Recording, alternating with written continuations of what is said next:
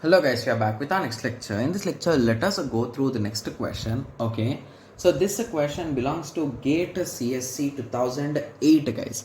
The given question is the P and V operations. Okay, so the P and V operation on a counting semaphore where S is a counting semaphore are defined as follows. Assume PB and VB, okay, PB and VB be the weight and signal operation on a binary semaphore are provided. Okay, so two binary semaphores XB and YB are used to implement the semaphore operation P of S and V of S as follows. The initial value of XB and YB are respectively. Okay, so the whole question is about the value of XB and YB, right? Yes, so they are trying to find the values of these two values, right? Yes. Okay, so what did they give in the question in a clear way, guys? Okay. Okay.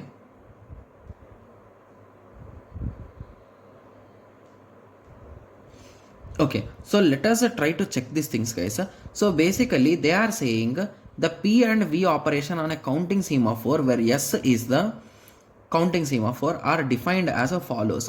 Assume PB and VB. Okay, so PB, VB, PB, VB, PB, VB, VB, okay, are the weight and signal operations on binary semaphore provided. So basically these are the operations which are performed on these two binary semaphores. Okay, so two binary semaphores are those are used to implement the semaphore operation P of S and V of S as follows. Okay, so P of S is nothing but S is equals to S minus 1. So we are going to perform a weight operation, right? Okay, wait. So both of them are performing S equal to S minus 1, or is it a printing mistake again? Yeah, obviously. So it's a printing mistake. So it is a nothing but S is equals to S plus 1. Okay, yes.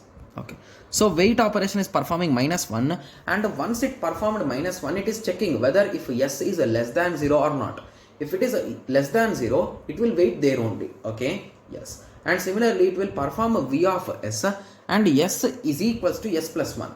If S is less than or equal to 0, then wake up a process waiting on S.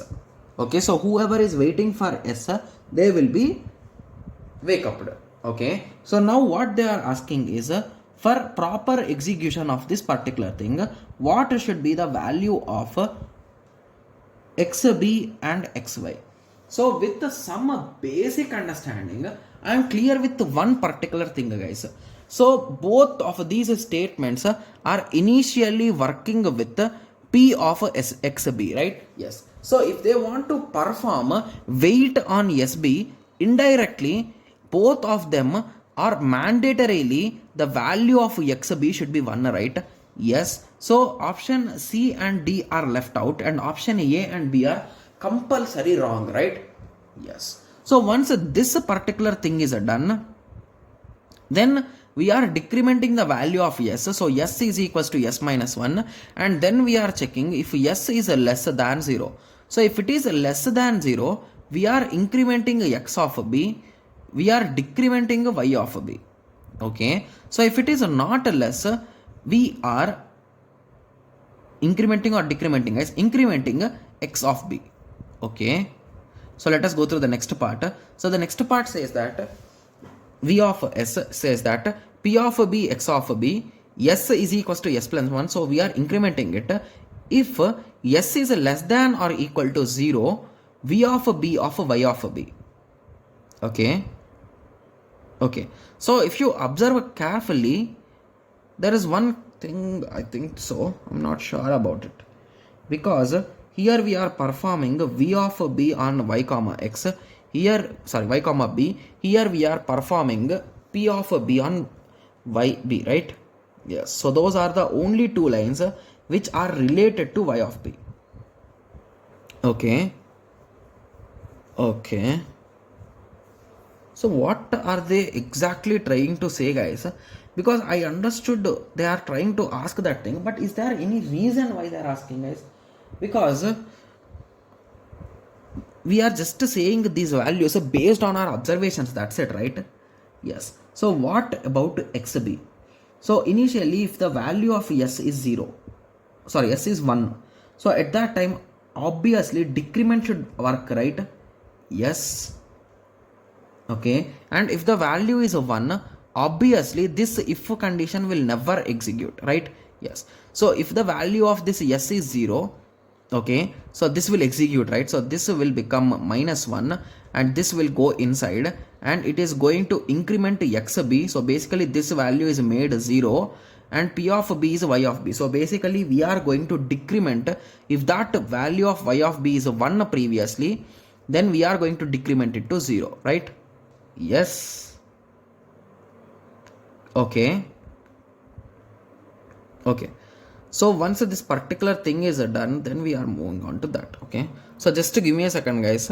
I'm 100% sure that the answer is C or D, but I'm not having that much clarity with respect to this YB, guys. So just to give me a second. Okay. So I think the better approach will be, so let us take both the values of YB, guys.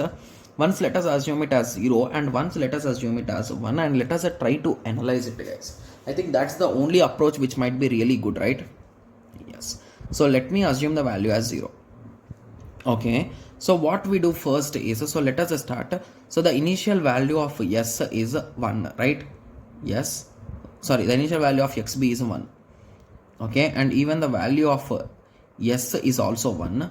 So xb is equals to 1. So what we do is we are going to subtract s minus 1. So this will become 0. Okay. Then we are checking whether 0 is less than 1. No. So at that time what we do is, okay, we are going to increment the value of xb. So basically there is no issue here now, right? Yes. Okay, so assume that now the signal, the whole code, critical section code is done, running is done. So now we execute this thing, right? Yes. So p of b is x of b, so this becomes a 0 and then we are incrementing this s to 1. Then you are checking whether s is less than or equal to 0. If it is less than or equal to 0, you are going to perform that particular YB operation. As it is not less than, so you are going directly to here. Okay, so basically if there is only one count, there is no issue here, right? Yes. So let us try to move to count 2, guys. So assume that the initial value of s is 2. Okay. So in that situation, you can decrement the value 2 times, right? Yes. So assume that 2 p of s are there. Okay. So if we assume in this particular way, at some moment of time, okay, so instead of taking s equal to 2, so let us try with yb equal to 1, guys. So if it is a 0, it's okay because there is no issue for me, right? I did not find any kind of issue. So if we take 1, so what will 1 do, guys? Okay, or did I take 1 here? If the value of xb is 0, at that time I'm really confused with respect to this s terminology, guys, because so they are trying to increment it. So just give me a second. Okay, so if s value is a 2 processes can execute, right? Because as s value is 2, you can decrement it 2 times, right? So without entering into this, you can decrement it 2 times. So from 2 to 1, from 1 to 0, right? Yes. So with that understanding, okay, if one more process comes, so assume that 2 processes are currently in waiting and a new process comes. Okay, so at that time what will happen exactly? So the value of this will be 0, right? Yes. Okay, and this value will be 1, so it will decrement this to 0 and it is going to decrement it to -1. Okay, if s is less than 0, it is going to go inside. It is going to do VB of xb. Okay, so it is going to perform a VB of xb. Okay, okay, so it is going to perform it. So what will it do? It is going to increment this back to 1 and it is going to decrement yb. So if its a value is a 1, So it will be converted to 0. Means indirectly the third process will also get a chance of execution, right? So it can also go into the critical section. But our goal is based on our requirement is yes is a 2. Means only 2 processes we want to send them inside the critical section. So with this understanding, I think this option can be eliminated and 0 should be the correct answer, guys. I'm being clear with you. I have checked the answer online. I have understood this particular trick to solve this particular question, guys. Okay. Yes. So now you understood, right? So the thing which I missed, or the reason why I was not getting the idea is I did not consider this yes as the number of items which can enter, guys. If I have considered that, I could have solved within few minutes, right? Yes. So now you understood, right? So how you need to analyze these questions. Okay. Yes. So I do agree that these semaphore types of questions, which are really interesting questions, are a bit tough. I do understand and I do agree with you guys. Okay. Yes. So now you got some idea, right? At least some basic idea. Okay.